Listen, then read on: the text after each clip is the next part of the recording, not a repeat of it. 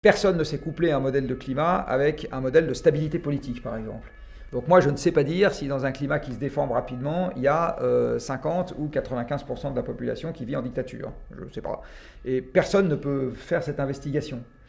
Mais on comprend bien qu'entre arrêter de manger du bœuf et vivre en dictature, on n'est pas en train de parler de la même chose. Il vaut peut-être mieux arrêter de manger du bœuf en démocratie qu'en manger en dictature. La guerre, personne n'est capable de coupler un modèle de climat avec un modèle de conflictualité. Donc on ne sait pas si le changement climatique va déclencher ou pas des guerres.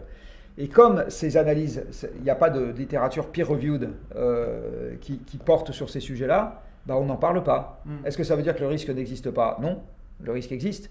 Le risque existe que le changement climatique conduise à des déstabilisations politiques.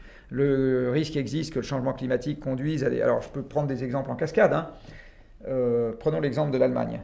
Changement climatique, baisse du niveau du Rhin, arrêt des exportations allemandes parce que toute la production industrielle de la bande sud de l'Allemagne part par le Rhin. Baisse significative de l'économie allemande, montée de l'extrême droite à cause de ça, et l'Allemagne se met à faire n'importe quoi, puis finalement même un jour claque la porte de l'Europe. Bon. Ou bien pour réunir les Allemands de nouveau, décide d'aller taper sur les Russes. Bon, vous voyez, tout ça part dans mon scénario de fiction de la baisse du Rhin qui est un élément climatique. Qui dans le monde a fait un modèle couplant tous ces phénomènes pour le publier dans une revue scientifique à comité de lecture? Absolument personne.